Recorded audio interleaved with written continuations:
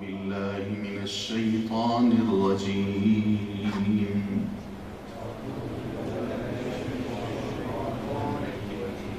بسم الله الرحمن الرحيم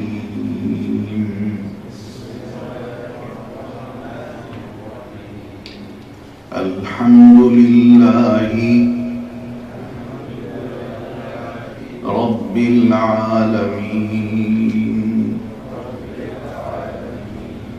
الرحمن الرحيم مالك يوم الدين إياك نعبد وإياك نستعين اهدنا الصراط المستقيم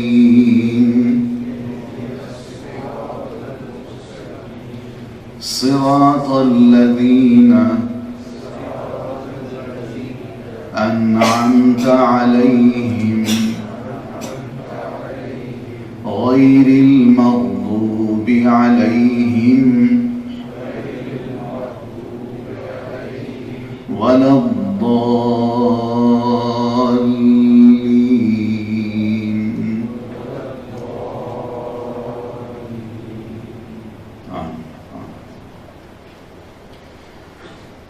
بس کوشش کریں کہ قرآن مجید کو ذرا اندر سے دل سے پڑھیں، دل سے محبت کے ساتھ۔ اللہ کا کلام ہے، یہ عربی زبان جو ہے اور قرآن کی تلاوت جو ہے یہ ہم سے تقاضا کرتی ہے کہ ہم جب بھی اس کو پڑھیں تو ذرا الفاظ کو منہ کھول کے ہر جگہ سے جو اس کا پوائنٹ ہے پڑھنے کا، مخرج ہے، وہیں سے اس کو پڑھیں تو اس کے پڑھنے کا لطف الگ ہے۔ ہر زبان کی اپنی اپنی خاصیت ہوتی ہے، لیکن عربی زبان کا تقاضا یہ ہے کہ اس کا ایک ایک حرف جو ہے وہ منہ کے اندر اللہ تعالیٰ نے جو سارے انسٹرومنٹس لگا رکھے ہیں وہ یوز ہوتے ہیں اپنی اپنی جگہ سے۔ تو ہم اگر اس کو اس طرح یوز کریں تو پڑھنے کا مزہ بھی آتا ہے اور انسان کا دل بھی کرتا ہے کہ مزید سیکھے۔ تو انشاءاللہ وقت کے ساتھ ساتھ یہ بھی بہتر ہو جائے گا انشاءاللہ۔ تو اب آئیے ذرا ہم اس کا ترجمہ آپ پڑھیں، میں عربی کا لفظ پڑھوں گا، آپ نیچے اس کا ترجمہ دیکھ کے پڑھیں مجھے۔ جی، بسم اللہ الرحمن الرحیم الحمد للہ رب العالمین الرحمن الرحیم مالک یوم الدین ایاک نعبد وإياك نستعين اهدنا الصراط المستقيم صراط الذين أنعمت عليهم غير المغضوب عليهم ولا الضالين۔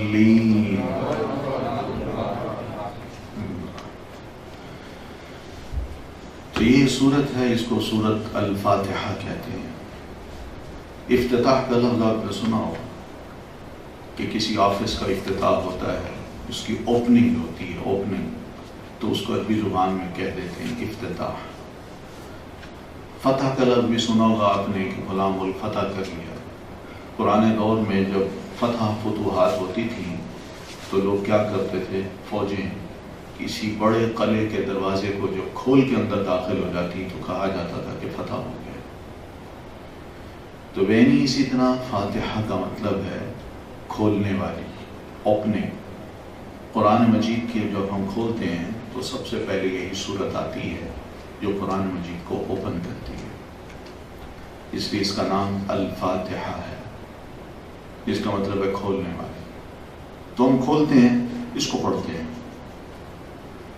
تو اس کا آغاز ایسے ہوتا ہے کہ بسم اللہ لکھی ہے، لیکن قرآن مجید کی جو تلاوت ہے اس کے آداب میں یہ بڑی اہم بات ہے جو قرآن مجید میں ہی اللہ تعالیٰ نے فرمائی ہے کہ فَإِذَا قَرَأْتَ الْقُرْآنَ فَاسْتَعِذْ بِاللَّهِ، جب تم قرآن مجید کو پڑھو تو اعوذ باللہ پڑھ لیا کرو۔ تو قرآن مجید کا آغاز اعوذ باللہ من الشیطان الرجیم سے ہوتا ہے۔ اس کا مطلب ہے کہ میں اللہ کی پناہ میں آتا ہوں شیطان مردود سے۔ اللہ کی پناہ میں آنے کا کیا مطلب ہے؟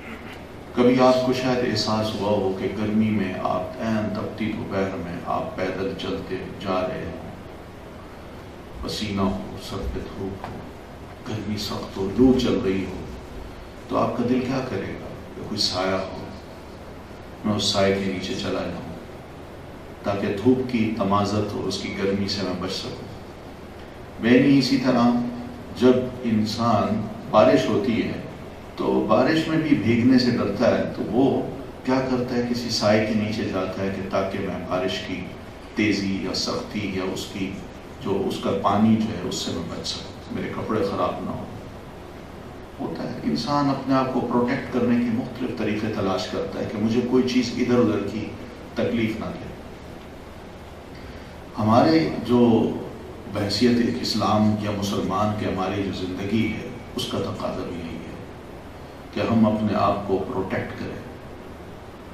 یہ پروٹیکٹ کس بنیاد پہ کریں؟ کیا ہمارے اندر کی اتنی قابلیت اور صلاحیت ہے کہ ہم اپنے آپ کو واقعی بچا سکتے ہوں، اپنے ایمان کو، اپنی صلاحیتوں کو، اپنی نیکیوں کو، جبکہ شیطان کے ہر طرف حملے ہوں؟ یعنی شیطان ہمیں اکساتا الگ ہو، ہمارے سامنے بے شمار چیزیں لاتا ہو، ہزاروں خواہشیں ہمارے دلوں کے اندر پیدا کرتا ہو، ابھارتا ہو۔ ایسی صورت میں ہمارے لیے پروٹیکشن کا، تحفظ کا، بچاؤ کا کیا سامان ہو سکتا ہے؟ اللہ تعالیٰ فرماتے ہیں وہ میں ہی ہو سکتا ہوں۔ تو کہا کرو اعوذ باللہ، میں اللہ کی پناہ میں آتا ہوں، من الشیطان الرجیم، اس شیطان کے حملوں سے جو مردود ہے، جس کو اللہ تعالیٰ نے ریجیکٹ کر دیا، اپنی رحمت سے دور کر دیا۔ شیطان کیا تھا؟ اس نے قسم اٹھائی تھی کہ اللہ دیکھنا تو صحیح، میں تیرے بندوں کو نہیں چھوڑوں گا، کوئی بندہ تیرا نام تو لے، تیری عبادت تو کر دکھائے، میں نے ایک ایک کو خراب کرنا ہے، تیرے آگے نہیں جھکاؤں گا، اپنی خواہشات، اس کے دلوں میں خواہشات پیدا کر کے اپنے آگے جھکا دوں گا، تیرا بندہ نہیں بنے گا، وہ میرا بندہ بنے گا۔ اب دیکھیے وہ قسم کھا چکا، قرآن مجید میں قسمیں کھائی ہیں اس نے، اللہ کی ذات کی قسم، وفی عزتی کا، اللہ کی عزت کی قسم کھا کے اس نے کہا میں نہیں چھوڑوں گا ان کو۔ اب سوچئے کون ہے ہمارا دشمن اور کون ہے ہمارا خیر خواہ؟ اللہ تعالیٰ فرماتے ہیں ان الشیطان لکم عدو فاتخذوہ عدوا، یاد رکھنا شیطان تمہارا دشمن ہے، اس کو دشمن بنا کے رکھنا، اس سے دوستی نہیں کرنی۔ اللہ ہمارا دوست ہے، اللہ ولی المتقین، اللہ متقی لوگوں کا دوست ہے۔ تو یہ حملے ادھر سے ہیں، بچاؤ کی یہ تدبیریں ہیں، تو اس لیے اعوذ باللہ ہم اس لیے پڑھتے ہیں۔ پھر بسم اللہ الرحمن الرحیم، اللہ کے نام سے میں شروع کرتا ہوں جو بڑا مہربان ہے اور رحم کرنے والا ہے۔ یہ بسم اللہ اس کو عربی زبان میں تسمیہ بھی کہتے ہیں اور اعوذ باللہ کو تعوذ کہتے ہیں۔ تسمیہ جو ہے بسم اللہ پڑھنا، یہ باعث برکت ہوتا ہے۔ میں کچھ بھی کروں، اچھے کام جب بھی کروں تو اللہ کے نام سے اس کو شروع کر دوں، اللہ تعالیٰ اس کام میں بڑی برکت پیدا کر دیتا ہے۔ یہ پیارے رسول صلی اللہ علیہ وسلم کا بھی فرمان ہے کہ کل امر ذی بال لم یبدأ بها بسم اللہ الرحمن الرحیم فهو ابتر، ہر وہ اہم کام، نیک کام جو مسلمان کرنا چاہتا ہے مگر اللہ کے نام سے وہ شروع نہیں کرتا، بسم اللہ سے شروع نہیں کرتا، تو اللہ اس کی برکت کاٹ کے رکھ دیتا ہے، وہ بے برکتہ ہو جاتا ہے۔ تو اس لیے اللہ کے نام سے ہمیں خاص طور پر جب قرآن پڑھنا ہے تو اعوذ باللہ اور بسم اللہ پڑھ کے اس کو شروع کرنا چاہیے، یہ آداب ہے۔ تو سب سے پہلی صورت الفاتحہ ہے قرآن مجید کی. یہ مکہ میں نبی علیہ الصلوۃ والتسلیم پر نازل ہوئی. مکہ اور مدینہ یہ دو شہر ہیں جس میں آپ نے بحیثیت رسول کی زندگی گزاری ہے. آپ 40 سال تک مکہ میں رہے ہیں، نبی نہیں تھے، رہے وہیں ہیں. ایک بچپن میں اور ایک جوانی میں آپ نے سفر کیا تھا شام کا. بچپن میں جب گئے تو ابو طالب اپنے چچا کے ساتھ گئے، اور جوانی میں گئے تو سیدہ خدیجہ رضی اللہ تعالی عنہا جو ام المومنین تھیں، ایک تاجر خاتون تھی. عورتیں بھی تجارت کرتی تھی اور یہ منع نہیں ہے، جائز تجارت عورت بھی کر سکتی ہے. تو سیدہ خدیجہ رضی اللہ تعالی عنہا مالدار خاتون تھی. انہیں نبی علیہ الصلوۃ والتسلیم کی شرافت، دیانت اور امانت کا پتہ چلا تو انہوں نے کہا کیوں نہ میں ان کو اپنا سامان دے کے شام بھیجوں، اور جو کچھ لائیں گے آپ سے طے کر لیا کہ آپ کو میں زیادہ سے زیادہ پروفٹ دوں گی. تو نبی علیہ الصلوۃ والتسلیم 25 سال سے کم عمر کے ہیں، اس سامان کو لے کے وہاں گئے اور آپ نے وہاں جا کے اس سامان کو بیچا، نیا خریدا. جب واپس تشریف لائے تو سیدہ خدیجہ کا ایک غلام تھے، میسرہ ان کا نام تھا. تو میسرہ نے پوری رپورٹ دی، کیا شریف انسان ہے، کتنی کھری بات کرتا ہے اور کتنی اچھی عادات ہیں، کیا زبردست اخلاق ہیں.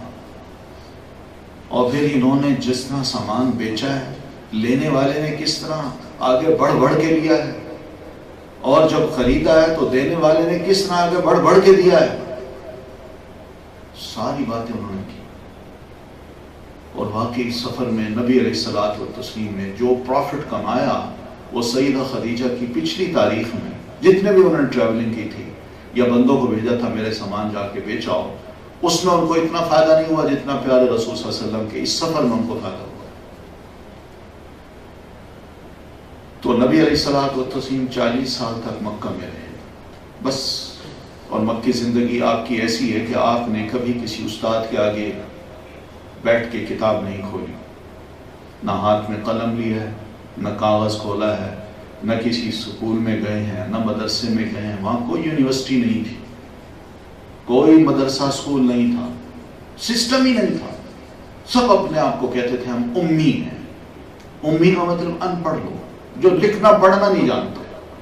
اس ماحول میں نبی علیہ الصلوۃ والتسلیم کی پاٹ اپ ہوئی. 40 سال کی عمر میں آپ صلی اللہ علیہ وسلم کو سارے مکہ کے لوگ اور سارے جزیرۃ العرب کے لوگ آپ کو کہا کرتے تھے کہ یہ امین ہے، یہ صادق ہے. یہ بہت بڑا ٹائٹل ہے. آج سوینئر دیے جاتے ہیں، تمغے دیے جاتے ہیں، لیکن نبی علیہ الصلوۃ والتسلیم کے ایک ایک شخص کے ساتھ جو معاملہ تھا اس معاملے پر بندہ مجبور تھا یہ کہنے پہ کہ آپ واقعی امین ہیں، آپ صادق ہیں، سچے انسان ہیں، آپ پر ٹرسٹ کیا جا سکتا ہے. تو اس طرح 40 سال جب گزرے تو پھر اس کے بعد آپ صلی اللہ علیہ وسلم پر وحی نازل ہوئی. یہ نبوت کی پہلی وحی تھی. جبریل امین آپ کے پاس آئے، آپ غار حرا میں چلے جاتے تھے. وہاں جا کے عمر ایسی تھی کہ جس میں انسان یہ سوچتا ہے، جوانی اس کی بہاریں گزر گئیں، اب ایک ایسی منزل انسان کی آ رہی ہے کہ جوانی ختم ہو رہی ہے اور بڑھاپا شروع ہو رہا ہے. ایسی منزل میں انسان واقعی سنجیدہ ذرا ہو جاتا ہے کہ میں کیوں پیدا ہوا، کیا مقصد ہے پیدا ہونے کا، دنیا میں کیوں آیا ہوں، یہ آسمان زمین کس نے بنایا ہے، مجھے کیوں پیدا کیا ہے، مجھے میں کیوں ہوں. میں اسپیشل چیز ہوں نا، آپ اسپیشل چیز ہیں. وہ یہ نہیں ہے کہ آپ عام چیز ہیں. اسپیشل اس لیے ہیں کہ اللہ تعالیٰ خود قرآن مجید میں فرماتے ہیں میں نے تمہیں خود شکل دی، تمہارے بہن بھائیوں سے مختلف بنایا. یہ اسپیشل چیز، ہم اسپیشل لوگ ہیں، ایک ایک بندہ اسپیشل ہے. میں کیوں ہوں میں؟ تو یہ سوال آپ کے ذہن میں بھی آتے تھے تو آپ غار حرا میں جا کے ذرا میڈیٹیشن کرتے تھے، الگ بیٹھ کے سوچتے اور اس کا حل تلاش کرتے کہ آخر کیا ہے. غور و فکر کرتے تھے. یہ غور و فکر ہمیں کرنا چاہیے کبھی. ایک نیچر، فطرت کی آواز ہے. یہ انسان اگر یہ تو سوچے میں پیدا ہوتا ہوں، پھر اس کے بعد پلتا ہوں، بڑھتا ہوں، کھاتا ہوں، پیتا ہوں، یہ کیا مقصد کیا ہے؟ یہ سورج نکلتا ہے، چاند نکلتا ہے، ڈوب جاتا ہے، اندھیرا ہو جاتا ہے، دن ہو جاتا ہے، یہ زمین پہ بارشیں ہوتی ہیں، بادل اٹھتے ہیں، یہ زمین اگا دیتی ہے، یہ سب کچھ کون کر رہا ہے؟ کون؟ کیا مقصد کیا ہے اس کا؟ کیونکہ بے مقصد کوئی شے، یہ چیز جو ہے نا بے مقصد نہیں بنائی گئی، یہ شے بے مقصد نہیں بنائی گئی، یہ اینک بے مقصد نہیں بنائی گئی. ہر چیز کا کوئی نہ کوئی مقصد ہوتا ہے. مجھے بنایا گیا تو کیا مقصد ہے؟ اس کائنات کو بنایا گیا تو کیا مقصد ہے؟ یہ سوال تھے آپ کے ذہن میں، آپ سوچتے تھے. اللہ تعالیٰ نے آپ صلی اللہ علیہ وسلم پر بڑی مہربانی یہ کی کہ آپ کا انتخاب کر ڈالا. اللہ نے انتخاب کیا ہوتا ہے رسول کا، پبلک نہیں کرتی.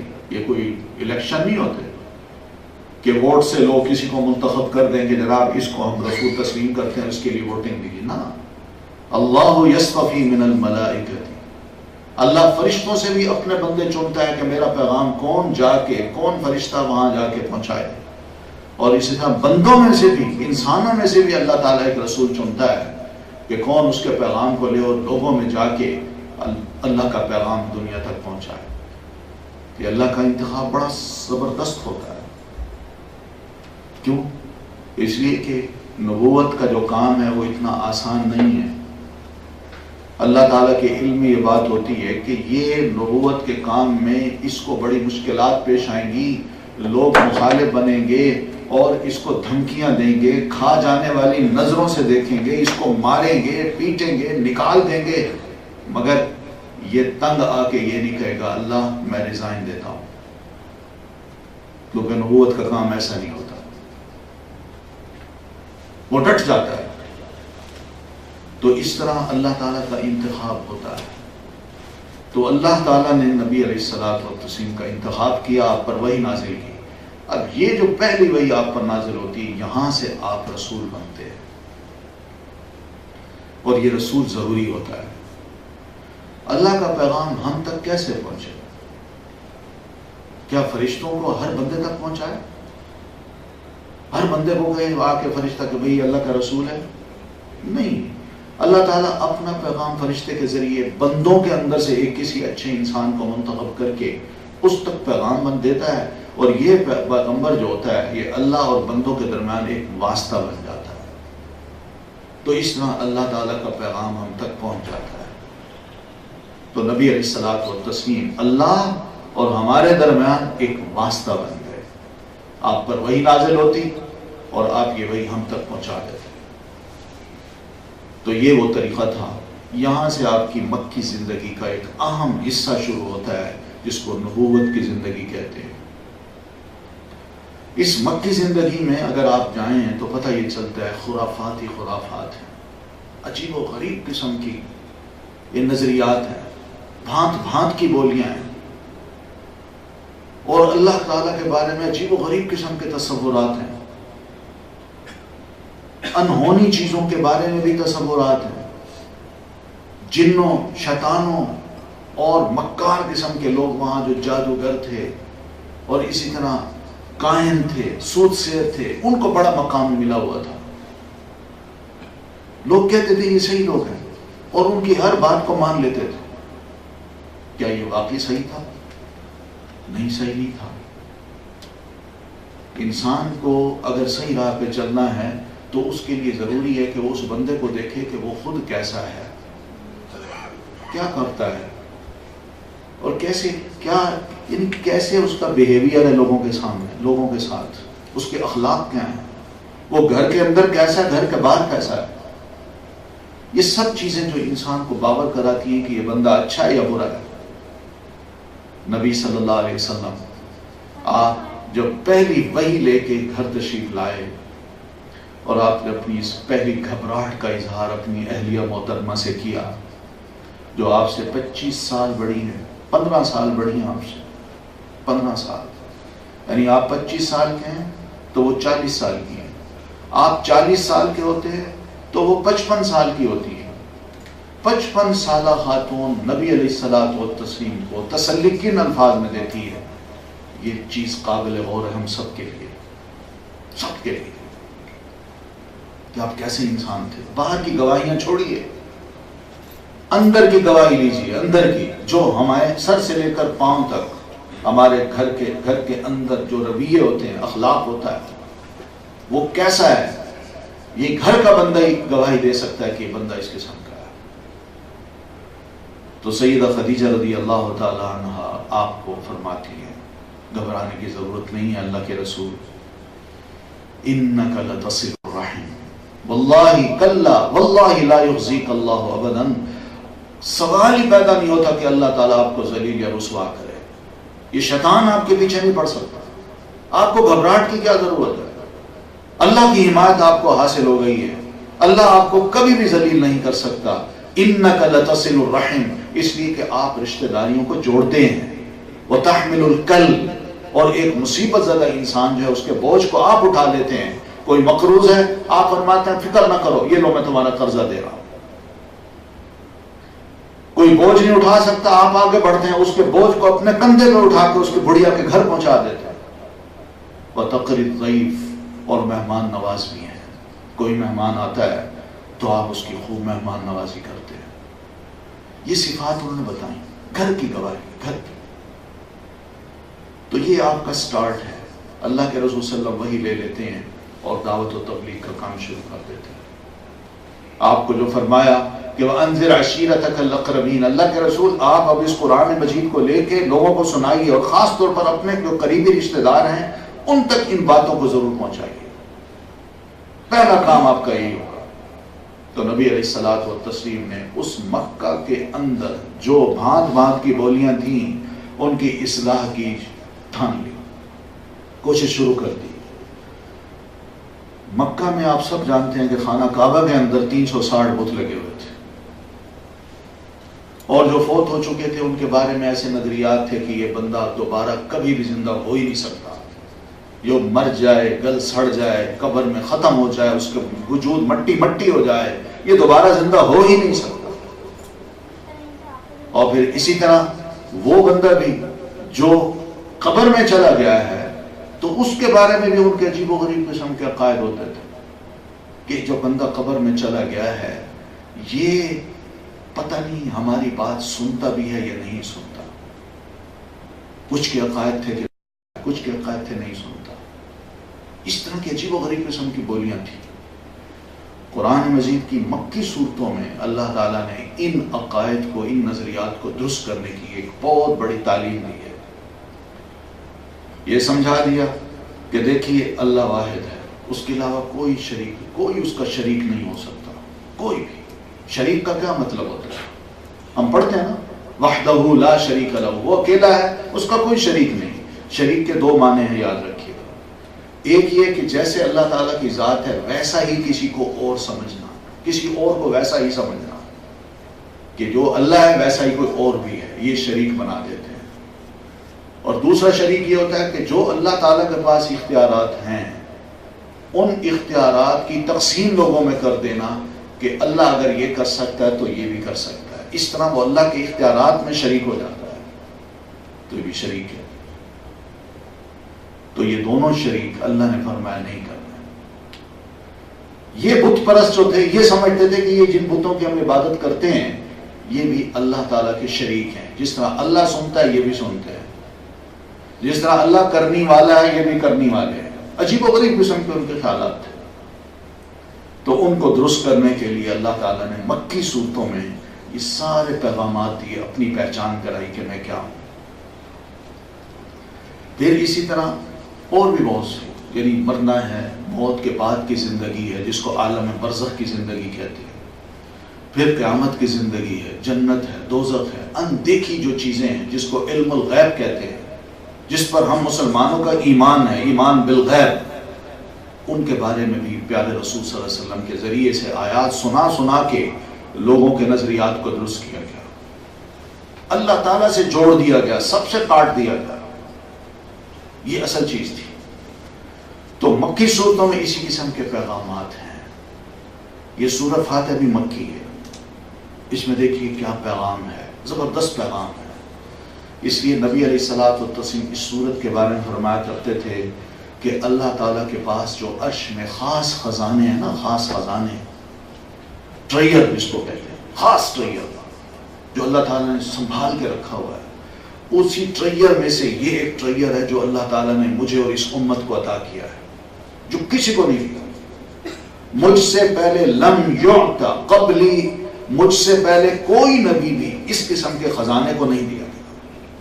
ہم تو بڑے خوش قسمت ہیں، مفت میں یہ خزانہ مل گیا ہے۔ تو دیکھیے کیا ہے، پہلی بات اس سے شروع ہوتی ہے الحمدللہ رب العالمین، تمام تعریف، سب تعریف اللہ کے لیے ہے جو رب ہے تمام جہانوں کا۔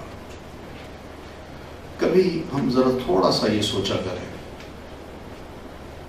کہ میرے پاس جو نعمتیں ہیں، نعمتیں جانتے ہیں نا، یہ صحت ہے، یہ جوانی ہے، یہ کپڑے ہیں، یہ کھانا پینا ہے، یہ گھر ہے، گھر کی رونقیں ہیں، بیوی ہے، بچے ہیں، والدین ہیں، یہ نعمتیں ہیں، نعمتیں ہیں۔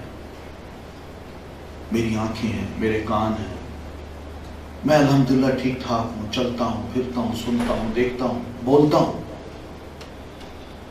یہ نعمتیں ان کو کہتے ہیں۔ ان میں سے اگر ایک ہم سے چھین جائے، صرف ایک نعمت، تو کبھی ہم گونگے کو دیکھیں تو کیا احساس ہوتا ہے؟ کوئی سن نہ سکے بہرے کو دیکھیں، کوئی دیکھ نہ سکے اندھے کو دیکھیں، کیا احساس ہوتا ہے؟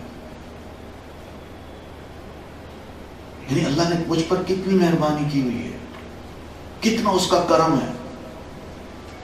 ہم ایسی نعمتوں کا اگر کاؤنٹ کرنے بیٹھے ہیں تو ہم گن ہی نہیں سکتے۔ یہ نعمتیں جو اللہ تعالیٰ نے ہمیں دے رکھی ہیں، ان نعمتوں کے استعمال پر ہمیں سکھایا ہے کہ مومنو، لوگو، منہ سے یہ کہا کرو الحمدللہ، تمام تعریف اللہ کے لیے۔ بس اس لیے کہ ہم نے بہت سی نعمتیں اس سے مانگی نہیں ہیں، اس نے خود بخود دے دی ہیں۔ آپ سوچ ہی نہیں سکتے کہ ہمیں کیا کیا نعمتیں ملی ہیں، کبھی ہم نے مانگی؟ لیکن اللہ خود بخود دے رہا ہے، اس نے خود بخود ہمارا بندوبست کر رکھا ہے۔ اس کو پتا ہے کہ اس کو یہ ضرورت ہے، اس کو یہ دے دو، ابھی یہ مانگے گا یہ بھی کر دو، ابھی اس کو نیند آنی ہے، اس کو نیند میں سلا دو۔ نیند ہی بہت بڑی نعمت ہے، ورنہ ان سے پوچھی جو گولیاں کھا کھا کے سوتے ہیں۔ حقیقت ہے، کس نعمت کا ہم اظہار نہیں کر سکتے، لیکن اگر کریں تو ایک ایک نعمت پر حقیقت یہ کہ شکر کرنا، اللہ کی تعریف کرنا فرض بنتا ہے، مگر ہم نہیں ادا کر سکتے۔ لیکن اللہ تعالیٰ نے ہمیں یہ کہا جب نعمت کا استعمال کر لو تو کم از کم یہ ضرور کہا کرو الحمدللہ، اللہ تیرا شکر، بس۔ ورنہ حقیقت ہے علماء یہی کہا کرتے تھے کہ آپ کس کس نعمت کا شکر ادا کریں گے؟ یہ جو سانس لیتے ہیں نا، سانس، یہ سانس میں لیتا ہوں، اس پر بھی اللہ کی ایک حمد کرنی چاہیے۔ کیوں؟ اگر نہیں لیتا تو میں زندہ رہتا ہوں، اور یہ سانس اندر جاتی ہے اور اندر جا کے واپس نہیں آتی، میں زندہ رہ سکتا ہوں؟ سوچیے، ہر سانس پہ دو شکر اللہ کے ادا کرنے ہم پر فرض ہیں۔ کیا کر سکتے ہیں؟ نہیں کر سکتے۔ یہ طریقہ سکھایا اللہ تعالیٰ نے۔ اور بھلے لوگوں، ان نعمتوں کو یاد رکھا کرو اور اس ذات کا شکر کرو، اس کی تعریف کرو جس نے تمہیں اس بھلی حالت میں رکھا ہوا ہے۔ تم خوش رہتے ہو، کبھی کبھی غم آتے ہیں، کبھی کبھی تکلیف آتی ہے، لیکن اس ساری نعمتیں میں نے تمہیں بغیر تمہارے مانگنے کے عطا کی ہیں۔ تو جو بن مانگے دیتا ہے صرف اسی کی حمد کی جاتی ہے اور کسی کی نہیں کی جاتی۔ اور پھر اللہ تعالیٰ اتنا مہربان ہے، اتنا وہ ہم سے بہتر سلوک کرتا ہے کہ اس کی ایک ایک نعمت اور اس کی پریزنٹیشن جو آپ اس کو دیکھ رہے ہیں، اس نے ہمارا خیال کیا ہے، احترام کیا ہے۔ کبھی آپ نے دیکھا نا، آپ کے سامنے ایک پلیٹ پھل اور فروٹ کی رکھی جائے، کیلے کو دیکھیں، کیا خوبصورت اس پہ کور ہے، پیکنگ ہے۔ مالٹے کو دیکھیں، کیا خوبصورت اس کی پیکنگ ہے، سیب ہے، انار ہے، کس کس نعمت کو آپ ذرا غور کیا کیجئے کہ یہ چیزیں کیا ہیں. ایک پریزنٹیشن ہے رب کی طرف سے ہمارے لیے، ہمارا احترام کیا اس نے.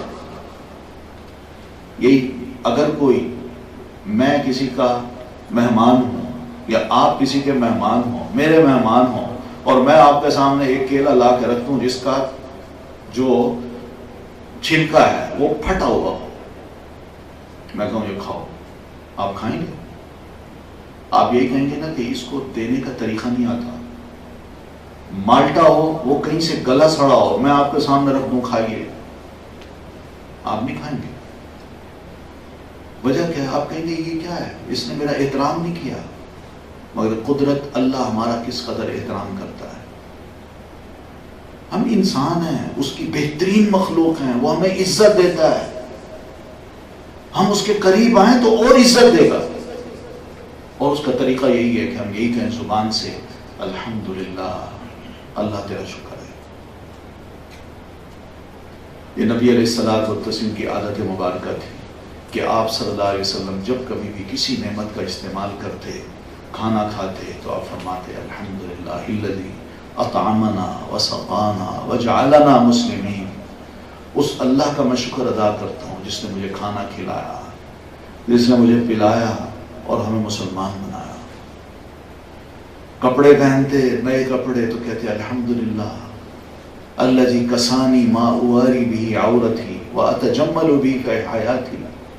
میں اس کا کیا شکر ادا کروں جس نے مجھے بڑے خوبصورت کپڑے پہنا دیے، جس سے میں اپنی زندگی میں لوگوں کے درمیان جب چلتا پھرتا ہوں تو بڑا خوبصورت نظر آتا ہوں. یہ چیزیں ہیں. واش روم سے جب باہر نکالتے فرماتے الحمدللہ الذی اذهب عنی الاذى وعافانی. اس اللہ کا شکر جو پیٹ کے اندر گند جو تھا اس نے کسی طرح نکال دیا اور مجھے عافیت بخشی. ورنہ پیٹ میں یہ رک جائے تو سوچیے کیا ہوگا. ہم سوچ ہی نہیں سکتے. اس لیے رب کا شکر جتنا بھی ادا کیا جائے کم ہے، اور جتنی بھی اللہ تعالیٰ کی حمد کی جائے اللہ تعالیٰ کو وہ بندہ زیادہ محبوب ہے. آپ کو فرمایا ہے فَأَمَّا بِنِعْمَةِ رَبِّكَ فَحَدِّثْ. اللہ کے رسول جو میں نے آپ کو نعمتیں دے رکھی ہیں ان کو لوگوں کے سامنے بیان بھی کیا کیجیے. آپ یہ بھی فرماتے ہیں ان اللہ یحب ان یرا نعمہ علی عبدہ. اللہ تعالیٰ اس بات کو بڑا پسند کرتا ہے کہ اللہ نے اپنی نعمتیں اگر بندے کو دے رکھی ہوں تو وہ بندہ ان نعمتوں کا اپنے وجود پر استعمال کرے. تو اللہ کو یہ بڑا اچھا لگتا ہے کہ الحمدللہ، یعنی یہ بندہ جو ہے نا میرا صحیح معنوں میں شکر ادا کر رہا ہے، وہ کنجوس نہیں ہے. اس لیے اچھا کھانا اگر نصیب ہے تو ضرور کھائیے، اچھا پینا اگر نصیب ہے تو ضرور پیجیے، اچھا لباس اگر نصیب ہے تو ضرور پہنیے. یہ زہد نہیں ہے، یہ زہد کے خلاف نہیں ہے. یہ اصل میں وہ فینسی جو زندگی ہے، اللہ تعالیٰ نے اس فینسی زندگی کا آگے بھی بندوبست کیا ہوا ہے. جنت جس کے بارے میں اللہ فرماتے ہیں فَلَا تَعْلَمُ نَفْسٌ مَّا أُخْفِيَ لَهُم مِّن قُرَّةِ أَعْيُنٍ. میں نے جنت میں ایسی چیزیں چھپا کے رکھی ہوئی ہیں کسی آنکھ کو کبھی وہ خیال ہی نہیں آیا ہوگا. اگر آنکھیں دیکھ لیں تو آنکھیں ٹھنڈی ہو جائیں. تو یہ تو ابتدا ہے. یہاں پر اللہ ہمیں سکھاتا ہے کہ ان نعمتوں کا استعمال کیجیے گا، دے رکھی ہیں، لیکن استعمال کرتے وقت صرف میرا شکر ادا کیجیے. بس یہ لائف جو میں نے دی ہے اس کا شکر ادا کیجیے.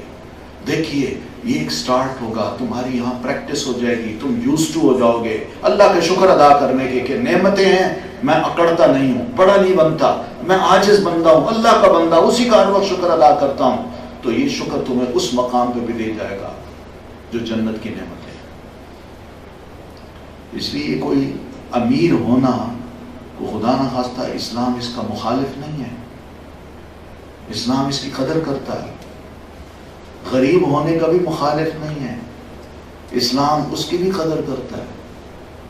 دونوں کو اللہ تعالیٰ نے اپنی اپنی کیپیسٹی میں رکھ کے تھوڑی سی آزمائش میں بھی ڈالا ہے کہ غریب کتنا صبر کرتا ہے اور امیر کتنا شکر ادا کرتا ہے. بس اتنی سی بات ہے، ورنہ دونوں کا وزن ایک ہی ہے. اور جن لوگوں کو اللہ تعالیٰ یہ نصیب کر دے وہ تو بس سمجھی نا اللہ کی دنیا، اللہ تعالیٰ نے اس کو دنیا اور آخرت کی نعمتیں عطا کر دی۔ وہ حدیث آپ نے سنی ہوگی کہ چند غریب صحابہ نے نبی علیہ الصلوۃ والتسلیم سے عرض کی، اللہ کے رسول، ذهب اہل الدثور، مالدار لوگ تو سارے اجر لے گئے۔ آپ نے فرمایا وہ کیسے؟ کہ اللہ کے رسول نمازیں ہم پڑھتے ہیں وہ بھی پڑھ لیتے ہیں، پھر اسی طرح روزے ہم بھی رکھتے ہیں وہ بھی رکھتے ہیں، اسی طرح کلمہ شہادت انہوں نے بھی پڑھا ہم نے بھی پڑھا، لیکن ایک چیز ہے جس میں ہم پیچھے رہ گئے ہیں اور وہ ہے ان کا مال۔ ہمارے پاس مال نہیں، وہ مال اللہ کی راہ میں دے کے ثواب کما رہے ہیں، ہمیں کچھ نہیں مل رہا، ہم دے نہیں سکتے۔ تو آپ نے فرمایا اچھا میں تمہیں ایک بات بتاؤں، تمہیں بھی اتنا ہی ثواب ملے گا۔ کہنے لگے اللہ کے رسول ضرور۔ آپ نے فرمایا ہر نماز کے بعد تم 33 مرتبہ سبحان اللہ، 33 مرتبہ الحمدللہ اور 34 مرتبہ لا اللہ اکبر یہ کہا کرو۔ امیر آدمی جتنا اللہ کی راہ میں خرچ کرتا ہے اللہ تعالیٰ تمہیں اتنا ثواب دے دے گا۔ بڑا خوش ہو گئے، انہوں نے کام شروع کر دیا۔ کچھ دنوں کے بعد انہوں نے دیکھا کہ ساتھ والے جو حضرت بیٹھے ہیں جناب سیدنا ابو بکر ہیں، سیدنا عثمان ہیں، وہ بھی سبحان اللہ الحمدللہ اللہ اکبر پڑھ رہے ہیں۔ انہوں نے کہا اللہ کے رسول لیجئے، آپ نے ہمیں یہ ثواب بتایا تھا وہ تو امیروں نے بھی شروع کر دیا۔ تو آپ نے فرمایا ذالک فضل اللہ یؤتیہ من یشاء، بھئی یہ اللہ کا فضل ہے، اللہ جس کو چاہے عطا کرے۔ تم بس جو ہے تمہارے پاس ہے اس پر شکر ادا کرو اللہ کا، اپنے آپ کو دیکھو اور ہمیشہ اپنے نچلے کو دیکھو، اوپر والے کو نہ دیکھو۔ نچلے کو دیکھو گے تو تمہیں قدر ہوگی کہ واقعی اللہ تعالیٰ نے مجھے بہت کچھ نواز رکھا ہے، اور اگر اوپر والے کو دیکھو گے تو ناقدری کرو گے کہ اللہ نے مجھے کچھ نہیں دیا، جو نعمتیں دے رکھی ہیں ان کی بھی ناشکری کرو گے۔ شیخ سعدی رحمۃ اللہ علیہ ایک بہت بڑے بزرگ گزرے ہیں، ان کی ایک کتاب ہے گلستان، فارسی زبان کی ہے، یہ دینی مدارس میں پڑھائی جاتی تھی کسی زمانے میں، معلوم نہیں آج کل پڑھائی جاتی یا نہیں، ہم نے تو پڑھی تھی۔ تو اس میں ایک بڑا خوبصورت انہوں نے واقعہ لکھا، اپنا واقعہ لکھا۔ شیخ سعدی بڑے معروف بزرگ تھے، جس شہر میں جاتے مسلمانوں کی حکومتیں تھیں، شہر کا گورنر، علاقے کا خلیفہ، وہ خود باہر نکلتا اور ان کی ریسپیکٹ کے لیے استقبال بھی کرتا، ان کو اپنے ہاں لے آتا، بڑی خدمتیں ہوتی تھیں، نیک انسان تھے۔ شیخ سعدی فرماتے ہیں ایک دور میری زندگی میں ایسا آیا کہ میں سب کچھ میرے سے ختم ہو چکا تھا، کچھ بھی نہیں تھا میرے پلے، اور میں سفر کی حالت میں یعنی اس طرح چلتے چلتے ایک سرائے میں پہنچا کہ میرے پاؤں کی جوتی بھی گھس گئی اور میں ننگے پاؤں سرائے میں پہنچا۔ کہاں بادشاہوں کے مہمان ہوتے تھے اور کہاں آج یہ حالت تھی۔ جب سرائے پہنچا تو پونجی میرے پاس نہیں تھی، میں نے ایک گوشہ لیا، وہاں بیٹھا اور اپنی اس حالت کو دیکھ کے مجھے رونا آ گیا کہ اللہ تیری بھی کیا شان ہے، تو دیتا ہے تو نوازتا اس طرح ہے، اور جب نہیں دیتا تو حالت ہی ہو جاتی ہے۔ کہتے میری حالت بڑی خراب، مجھے اپنے اوپر رونا آ گیا۔ تو اتنے میں قریب کے مسجد میں اذان ہوئی، تو میں نے کہا اب روؤں تو اللہ کے آگے جا کے روؤں، اپنی اس حالت کو میں کیسے بدل سکتا ہوں، اللہ سے مانگوں۔ تو میں اٹھا، وضو کیا اور پھر ننگے پاؤں مسجد میں آیا۔ جو ہی میں نے مسجد میں قدم رکھا تو آپ پڑھی اللہم افتح لی ابواب رحمتک۔ مسجد میں جو ہی میں نے قدم رکھا تو میں نے دیکھا سامنے ایک شخص بیٹھا ہے جس کے دونوں پاؤں کٹے ہوئے ہیں۔ میں نے کہا اللہ تیرا شکر ہے، تو نے کم از کم مجھے پاؤں تو دے رکھے ہیں، اس کے پاس تو پاؤں ہی نہیں ہے، میں کس کا شکوہ کروں تجھ سے؟ میں تو تیرا شکر ادا کرتا ہوں، اللہ شکر ہے میرے پاس پاؤں ہیں، اس کے پاؤں نہیں ہیں۔ بس سمجھ آ گئی ان کو کہ اللہ کی یہ بھی بڑی نعمت ہے کہ میرے پاس کم از کم پاؤں تو ہیں، اس کے پاس تو پاؤں ہی نہیں ہیں۔ تو اس نے نعمتیں جتنی بھی ہیں نا ان کو ہم غور سے دیکھا کریں، کوئی معمولی چیزیں نہیں ہیں، یہ ہمیں اللہ کا شکر ادا کرنا چاہیے۔ تو یہاں الحمدللہ تمام تعریف اللہ کے لیے۔ اللہ تعالیٰ کو آپ جانتے ہیں کہ اللہ کا نام ہے، یہ اللہ تعالیٰ کا ذاتی نام ہے۔ کوئی اور ڈیٹی نہیں ہے دنیا میں، کائنات میں، کہ جو یہ دعویٰ کرے کہ میں اللہ ہوں۔ لوگوں نے اس کے بارے میں یہ کہا کہ گاڈ ہے، یہ گاڈس ہیں، یہ گاڈس ہے، مگر کسی نے یہ نہیں کہا کہ اللہ۔ فرعون نے بھی اتنا دعویٰ کیا تھا، وہ کہتا تھا انا ربکم الاعلی، میں تمہارا سب سے بڑا رب ہوں، مگر اس نے یہ نہیں کہا تھا میں اللہ ہوں۔ اللہ کا ذاتی نام ہے، بڑا خوبصورت نام ہے، اس کی نہ جمع ہے نہ مؤنث ہے، یہ ایسا خوبصورت نام ہے۔ دنیا میں آپ دوسرے خداؤں کو دیکھیں تو ان کی جمع بھی ہوگی، ان کی مؤنث بھی ہوگی۔ گاڈ ہے تو اس کی جمع گاڈز ہے، پھر گاڈ فیمیل ہے، میل ہے تو گاڈس فیمیل بھی ہے، مگر اللہ کا نام ایسا خوبصورت نام ہے کہ اس کے مقابل میں کوئی اور جمع نہیں اور نہ کوئی اور مؤنث خدا ہے۔ یہ ہماری اسپیشلٹی، یہ ہے دین۔ آپ اسی میں ہی دوسروں کو مات دے سکتے ہیں۔ کوئی آئے تو صحیح ہمارے مقابلے میں، صرف خدائی کے مقابلے میں ہمارے ساتھ اگر آنا چاہتا ہے تو دیکھ لے، اپنے خداؤں کو بھی دیکھ لے اور ہمارے ایک اللہ کو دیکھ لے۔ تو الحمدللہ یہ اللہ تعالیٰ کا ذاتی نام ہے، جس کا مطلب ہے معبود، جس کی عبادت کی جاتی ہے، بس، اور کوئی نہیں ہے جس کی عبادت کرنی چاہیے۔ پھر رب العالمین، جو رب ہے عالمین کا۔ رب جانتے ہیں کس کو کہتے ہیں؟ رب کہتے ہیں پالنے والے کو۔ کبھی آپ ایک بیج دیکھیں، ذرے کو دیکھیں، چھوٹے سے معمولی سے بیج کو، اس بیج کو اٹھا کے آپ تصور کر سکتے ہیں کہ اس بیج میں کوئی ایسا پودا نکل سکتا ہے جو کل کو ایک تناور درخت بن جائے اور جس کی بے شمار شاخیں ہوں، تنے ہوں، پتے ہوں؟ سوچ سکتے ہیں یہ کون ہے؟ یعنی اسی بیج کو، ذرے کو پوری کامل شکل میں بنانے والا، اس کو کہتے ہیں رب۔ پورے انتظامات کرنے والا، ذرے کو کمال تک پہنچانے والا، اس کو کہتے ہیں رب۔ یہ کوئی اور نہیں ہے۔ ہم اپنا اوریجن دیکھیں، ہم کیا ہیں، ہمارا سٹارٹ کس سے ہوا ہے؟ ہم کیا تھے، کیا سے کیا بن گئے، اور اب کیا سے کیا بنتے جا رہے ہیں۔ یہ ہے، اس کو کہتے ہیں رب، جو خالق ہوتا ہے، مالک ہوتا ہے، جو ہمارے سارے معاملات کی نگرانی خود کر رہا ہے، خود ایڈمنسٹریٹر ہے، اس کی ملکیت ہے، کنٹرول ہے ہماری ذات پہ، جو کھلاتا ہے، پلاتا ہے، دیتا ہے، اس کو کہتے ہیں رب۔ اور صرف رب ہمارا نہیں ہے، رب العالمین ہے۔ عالمین کس کو کہتے ہیں؟ پورے جہان، دنیا میں، کائنات میں آپ دیکھ لیں مختلف ورڈز ہیں۔ ہم انسانوں کی الگ ورڈ ہے، اینیمل کی الگ ورڈ ہے، اور پھر اسی طرح چھوٹے چھوٹے حشرات الارض ہیں، ان کی الگ ہے، پرندے ہیں ان کی الگ دنیا ہے، فرشتے ہیں ان کی الگ، جن ہیں ان کی الگ، سمندر کی جو لائف ہے اس کے الگ، یہ ساری الگ الگ ورڈز ہیں، دنیایں ہیں۔ ان سب کو اللہ پال رہا ہے، اللہ کنٹرول کر رہا ہے، اللہ دے رہا ہے، اللہ ان کو وجود میں لا رہا ہے، اس کو کہتے ہیں رب العالمین، ہے نا؟ یہ اس کو کہا جا سکتا ہے کہ یہ اللہ ہے، کوئی اور اللہ نہیں بن سکتا، نہ اللہ کے مقام پہ کسی کو بٹھایا جا سکتا ہے۔ پھر دوسری بات، الرحمن الرحیم، جو بڑا مہربان ہے، بڑا مہربان، اس کی مہربانیاں کیا ہیں؟ مہربانی میں محبت ہوتی ہے، چاہت ہوتی ہے، یعنی اس مہربانی میں اندر سے یعنی چاہت ہوتی ہے، بڑی مہربانی، محبت۔ کبھی ماں کو دیکھا ہے کہ اپنے بچے کو ذرا تھوڑی سی تکلیف ہو کس طرح رات کو نیند حرام کر بیٹھتی ہے، کیسی اس کی نیند اڑ جاتی ہے؟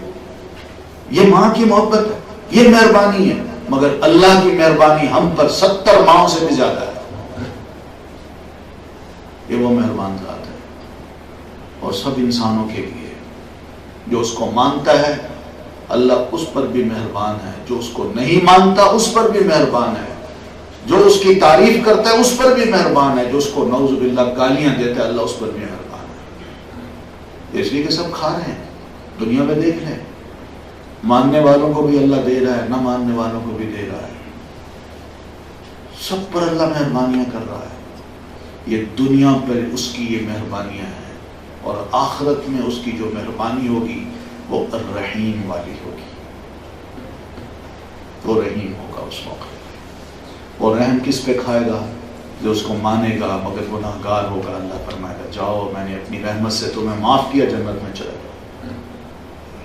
لیکن جو دنیا میں نہیں مانتا تو اللہ تعالیٰ اس پر رحم نہیں کھائے گا، پھر اس نے جو مہربانی کرنا تھی دنیا میں کر دی، آخرت میں وہ نہیں کرے گا۔ آخرت میں صرف اس پر مہربان ہوگا جس نے اس کو مانا اور مان کے اپنے اس کے مطابق زندگی گزاری۔ تھوڑی موٹی لغزشیں ہو گئیں، اس کے لیے رحمت ہی رحمت ہوگی کہ جاؤ میں نے تمہیں معاف کر دیا۔ یہ وہ چیز ہے جس کو اللہ فرماتے ہیں الرحمن، مجھے سمجھو میں کیا ہوں، مالک یوم الدین، جو روز جزا کے دن کا مالک ہے، جو جزا کے دن کا مالک ہے۔ یہ جزا کیا ہے؟ دین کیا ہے؟ جو ہم کرتے ہیں نا دنیا میں، ہمیں اس کی محنت کا معاوضہ مل، جابس کرتے ہیں اس کا معاوضہ طے ہو جاتا ہے کہ بھئی آپ اتنے گھنٹے جاب کریں گے تو آپ کو مہینے بعد اتنی تنخواہ ملے گی، یہ اس کی جزا ہوتی ہے۔ یہی ہوتا ہے نا، میں اتنی محنت کروں مجھے شام کو اتنی مزدوری مل جاتی ہے، اسی کو کہتے ہیں جزا۔ اور ہم یہ بھی کہتے ہیں ٹٹ فار ٹیٹ، جو کرو گے ویسا بھرو گے، جو ہم کریں گے وہی جو بوئیں گے وہی کاٹیں گے، یہ بھی کہتے ہیں نا۔ تو یہ وہی ہے، قیامت کا دن وہ ہے کہ یہاں جو بوئیں گے وہاں کاٹیں گے، یہاں جو کریں گے اس کا صلہ وہاں ملے گا۔ اور پھر وہ اللہ مالک ہے۔ دنیا میں شاید ہم محنتیں کریں ہمیں پورا صلہ نہ ملے، لیکن قیامت کے دن اس کا پورا پورا بدلہ ملے گا۔ دنیا میں ہر بندے کو شکوہ ہوتا ہے میرے ساتھ زیادتی ہوئی ہے، مجھے پورا بدلہ نہیں دیا گیا، یا میرے ساتھ انصاف نہیں ہوا، اس نے مجھ پہ ظلم کیا، فلاں کو قتل کر ڈالا، قاتل گھومتا پھرتا ہے، مقتول کو مار دیا گیا ہے، کوئی نہیں ہے، کوئی کورٹ نہیں ہے دنیا میں جو مجھے انصاف دے سکے۔ تو ایک سوال لے کے مقتول بھی اس دنیا سے سوال دے کے مقتول بھی اس دنیا سے رخصت ہو جاتا ہے، میرا خون رائیگاں گیا۔ تو اس کے لیے قیامت کا دن ہونا بڑا ضروری ہے، تاکہ اس دن سب کو اللہ سامنے کھڑا کر کے انصاف کر کے ان کے درمیان فیصلے کرے، اور اس دن وہ اکیلا ہو، کوئی اس کے ساتھ شریک نہیں ہے، وہ مالک ہوگا۔ یہ وہ بیلیفز ہیں جو دین ہمیں دیتا ہے اللہ کے بارے میں۔ ہم انہی کو سمجھ جائے نا تو یقین مانیے کہ ہم اسی معنی میں ڈوب ڈوب کے رب کے ساتھ اور قرآن کے ساتھ جڑ جائیں۔ یہ ہر لمحے قرآن ہمیں الرٹ کر دے، بھائی محتاط رہو، کوئی ایسا کام نہیں کرنا، آگے اللہ بھی ہے۔ بندہ بڑا محتاط ہو جاتا ہے۔ اسی کے معنی و مفہوم میں ڈوب کے صحابہ کرام نے اثر جو لیا ہے تو ان کی زندگی ہی بدل گئی، حقیقت ہے۔ ہم تو ان کے واقعات سنتے ہیں نا کہ فلاں آیا، اس نے آ کے کلمہ پڑھ لیا، اور کلمہ پڑھنے کے بعد وہ اتنا اچھا مسلمان بن گیا کہ اس نے میدان جنگ میں اپنی جان بھی قربان کر دی، شہید بھی ہو گیا۔ ہم تو یہ آسانی سے پڑھ لیتے ہیں، لیکن سوچنے کی بات ہے یہ جذبے، یہ اتنی زبردست تبدیلی اس کے اندر کس چیز نے پیدا کی؟ یہ قرآن مجید ہے۔ قرآن مجید ان کو جب سنایا جاتا تو اس کے معنی میں ڈوب کے وہ کھڑے ہو جاتے تھے، آنکھیں کھول لیتے تھے، عقلیں ان کی کھل جاتی تھی، وہ پھر کچھ کر گزرتے تھے کہ جو اللہ چاہتا ہے اب ہم نے ویسا ہی کرنا اور کچھ نہیں کرنا۔ یہ اصل چیز تھی۔ اس لیے صحابہ کا نام خود اس چیز کو محسوس کرتے تھے کہ اسلام لانے سے پہلے میں کیا تھا اور اسلام لانے کے بعد میں کیا سے کیا بنتا گیا، کتنا خوبصورت انسان بنتا جا رہا ہوں، میرے عمل اچھے ہوتے جا رہے ہیں، میرے تعلقات اچھے ہوتے جا رہے ہیں، اور میں رب کو پہچانتا جا رہا ہوں، عبادت میں، اخلاق میں، کردار میں، معاملات میں ٹھیک انسان بنتا جا رہا ہوں۔ ہر بندہ اس تبدیلی کو محسوس کرتا تھا، اور دنیا اسی وجہ سے اسلام میں داخل ہوتی تھی۔ یہ وہ چیز ہے جو اللہ ہمیں دینا چاہتا ہے۔ یہ دنیاوی رکھ رکھاؤ جو ہے یہ اوپر کی ہے، ساری باتیں۔ حقیقت ہے کہ دین میں ڈوب کے انسان دوسروں سے تعلقات رکھے، اس کا فائدہ بھی ہے۔ اس کے مزے کچھ ہو رہے ہیں. تو ایاک نعبد و ایاک نستعین، صرف تیری ہی ہم عبادت کرتے ہیں اور صرف تجھی سے ہی ہم مدد چاہتے ہیں. یہ جو صرف تیری جو ہے نا، یہ لفظ قابل غور ہے. وہ اس طرح کہ نعبدو کا ہم کہہ سکتے تھے ہم تیری عبادت کرتے ہیں، لیکن اس میں وہ زور نہیں تھا. جب ہم کہیں ایاک، پہلے تیری ہی کا پھر عبادت کرتے ہیں، یہ زور ہے اس پہ کہ تیرے علاوہ ہم کسی کی عبادت نہیں کریں گے. بس تیرے بندے ہیں، تیرے عبد ہیں. اور عبادت آپ جانتے ہیں کس کو کہتے ہیں؟ نماز، روزہ، حج، زکوٰۃ، تاکہ دعا. یہ دعا بھی عبادت ہے. جب ہاتھ پھیلاتے ہیں تو اللہ کے آگے پھیلنے چاہیے، ورنہ یہ جو ان کے حالات اللہ نے لکھے ہیں مکی لوگوں کے، یہ بتوں کے آگے ہاتھ پھیلاتے تھے، ان سے دعائیں کرتے تھے. تو اللہ نے فرمایا نہیں، ہاتھ پھیلانا ہے تو میرے آگے پھیلاؤ. یہ بھی عبادت ہے. اور جو صحیح معنوں میں اللہ کی عبادت کرتا ہے وہ بندہ ہے، وہ عبد ہے، اور وہ اپنے رب کو معبود سمجھتا ہے. اور عبدیت میں انتہائی عاجزی چاہیے ہوتی ہے، انتہائی عاجزی. جتنا عاجز بنیں گے نا آپ، اتنا ہی اللہ کو بڑا بنا دیں گے. اور جتنا ہی اپنے آپ کو بڑا سمجھیں گے اتنا اپنے اللہ کو چھوٹا سمجھیں گے آپ. یہ حقیقت ہے. آدمی اللہ کے آگے چھوٹا بن جائے، انتہائی چھوٹا. اس لیے چھوٹا بننے کی علامت ہے کہ میں اپنے ماتھے تک کو اور اپنی ناک کو خاک آلود کرتا ہوں، زمین پہ رکھ دیتا ہوں کہ اس سے بڑھ کر چھوٹا پن اور کیا ہو سکتا ہے.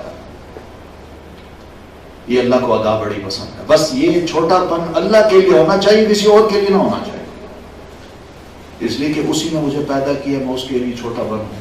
یہی وجہ ہے کہ ہم روزانہ سنتے ہیں اللہ اکبر، اللہ سب سے بڑا ہے، جس کا دوسرا مطلب کیا ہوتا ہے؟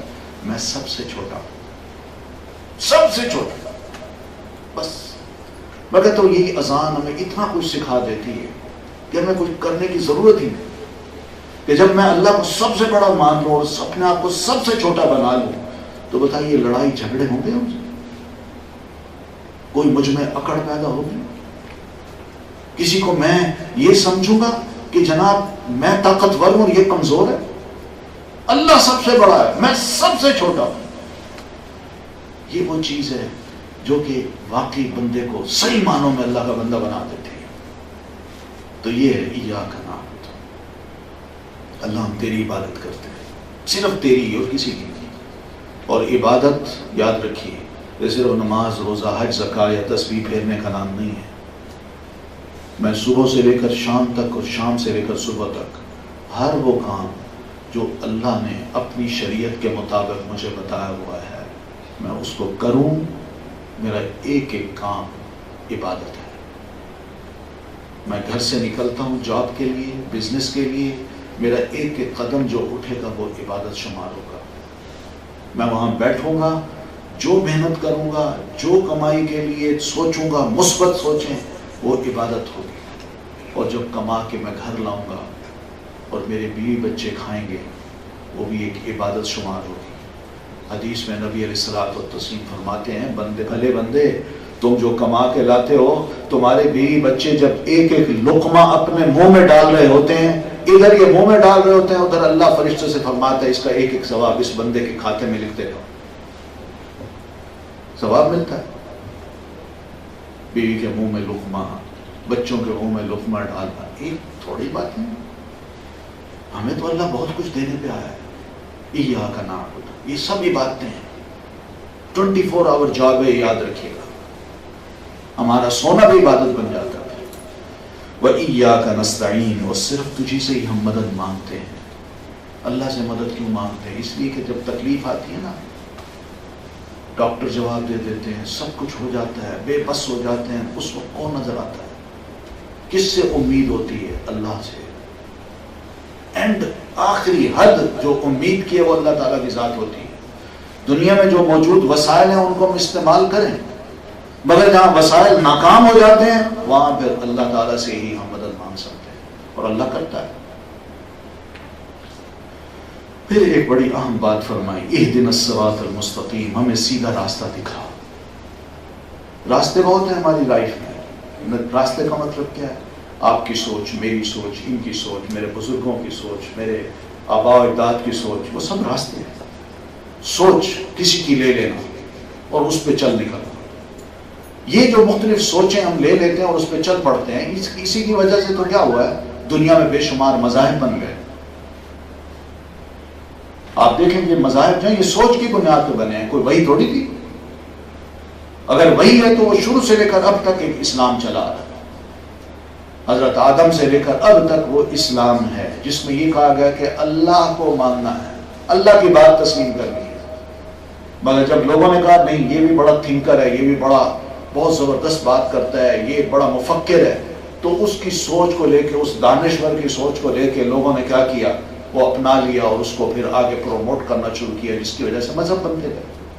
ہندو مت ہو، سکھ مت ہو، کرسچینٹی ہو، جوڈائزم ہو، بدھ مت ہو، ان سب کو دیکھ لیں آپ، جین مت ہو، یہ سب انسانی فکر ہے، بندے کی اپنی سوچ ہے، آسمان سے اتری کوئی وحی نہیں ہے۔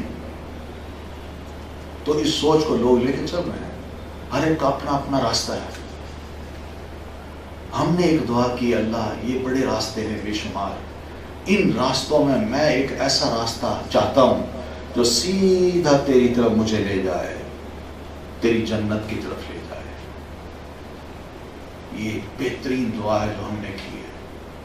کتنی خوبصورت بات ہے، پہلی تعلیم ہے جو شریعت نے ہمیں دی ہے کہ دیکھو اللہ سے پیسہ نہ مانگنا، اس کا وہ رازق ہے تمہارا، اس نے طے کر دیا تمہیں کیا دینا ہے۔ صحت، پیسہ، اولاد، جو کچھ نعمتیں ہیں وہ اللہ تعالیٰ نے تمہارے لیے لکھ دی ہیں، وہ دے گا۔ نحن نرزقکم وإیاہم، ہم تمہیں بھی رزق دیں گے اور تمہارے آنے والے بچوں کو بھی دیں گے، اللہ یہ فرماتا ہے۔ اس لیے اس کو نہیں کہا تم مانگو مجھ سے، کس چیز کو مانگے؟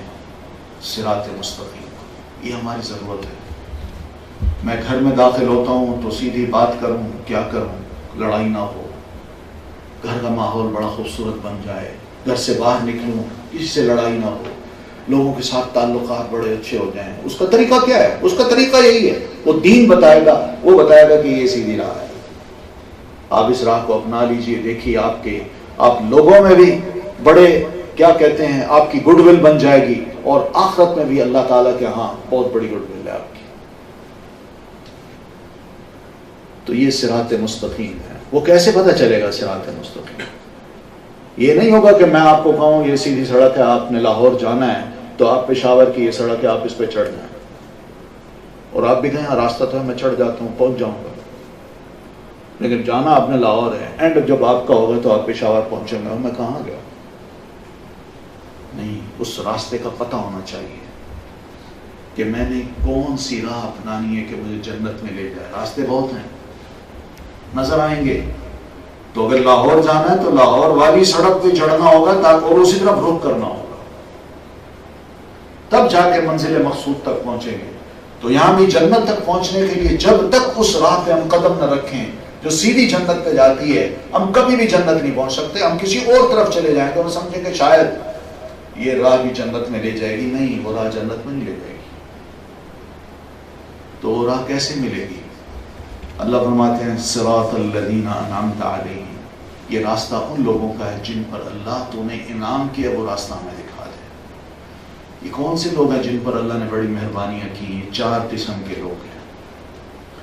وہ کون ہیں؟ نبی ہیں، صدیق ہیں، شہداء ہیں اور صالحین ہیں۔ یہ 4 قسم کے لوگ ہیں، ان کو اللہ تعالیٰ نے سیدھی راہ پہ چلایا، تو اللہ ہمیں بھی ان راہوں پہ چلا دے تاکہ ہم بھی انہی میں شامل ہو جائیں۔ نبیوں میں تو ہم نہیں ہو سکتے کیونکہ نبوت کا سلسلہ تو ختم ہو گیا، صدیقین کا بڑا مقام ہوتا ہے اور نبی کے بعد بہت بڑا مقام ہے، اس میں بھی بہت مشکل ہے، بہت مشکل ہے۔ پھر اس کے بعد شہداء ہیں جو اللہ کی راہ میں جہاد کرتے کرتے شہید ہو گئے، صرف انہوں نے اللہ کی خاطر اپنی جان کو ہتھیلی پہ رکھ کے اس کی راہ میں جان دے دی۔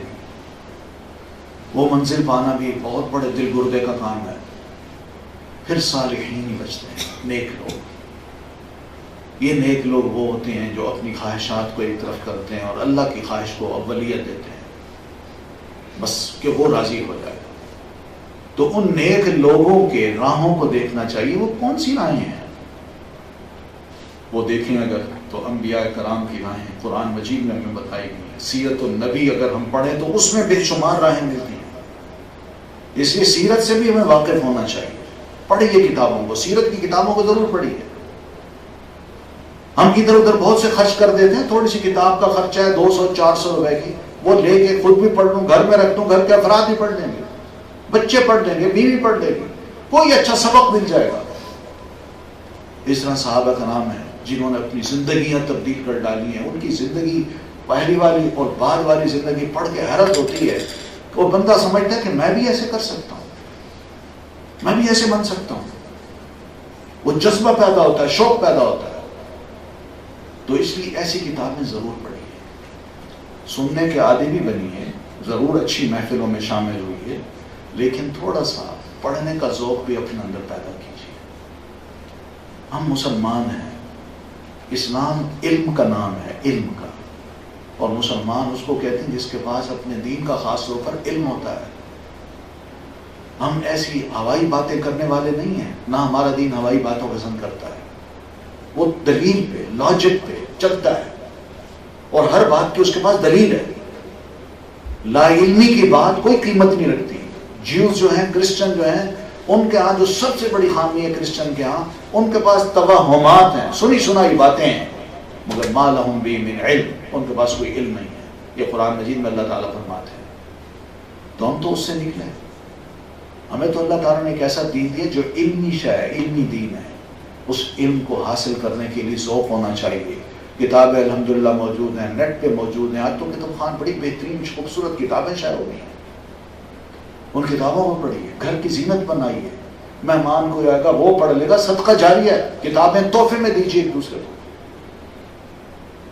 یہ تحفے وقتی طور پر میں مٹھائی کھا لوں کافی ہے, کپڑے دے دوں, اسے سوٹ بنا لیا کافی ہے. لیکن ایک کتاب جب دوں گا تو اس کتاب کو اس نے نہ صرف پڑھنا ہے بلکہ اس کی اولاد, گھر میں آنے والے سب پڑھتے رہیں گے. وہ ایک صدقہ جاریہ بن جائے گا. تو انعمت علیہم یہ لوگ ہیں, غیر المغضوب علیہم ولا الضالین, ان لوگوں کی راہ نہ دکھانا جن پر اللہ تیرا غضب نازل ہوا. اللہ غضب ناک بھی ہوتا ہے, ناراض ہوتا ہے بڑا سخت. یہ ناراض کیسے لوگوں سے ہوتا ہے؟ جن کے پاس شریعت کا علم ہو, دین جانتے ہوں, مگر وہ اس پر عمل نہ کریں, ان پر ناراض ہوتا ہے. ماضی میں جو بنو اسرائیل کے ساتھ ہوا, پہلے پارے میں اللہ نے اس کی ساری سٹوریز بتا دی. ہم نے ان پر یہ نام کیا, یہ کیا, یہ کیا, پھر انہوں نے یہ نافرمانیاں کی, یہ کرتے گئے, یہ کرتے گئے. تو ان کا حال کیا ہوگا؟ آج اگر ان تمام چیزوں کو ہم پڑھیں نا, سچی بات یہ, اگر ہم صحیح معنوں میں قرآن مجید پہ غور کریں تو آج ہمارے حالات بالکل جیو والے ہیں, بنو اسرائیل والے ہیں. ہم آج کے بنو اسرائیلی ہیں. جب قرآن اتر رہا تھا تو وہ بنو اسرائیلی تھے, اور اگر آج 1500 سال بعد اللہ تعالیٰ کوئی ایک کتاب مثلاً کو اتار دے تو اس میں کس کا ذکر ہوگا؟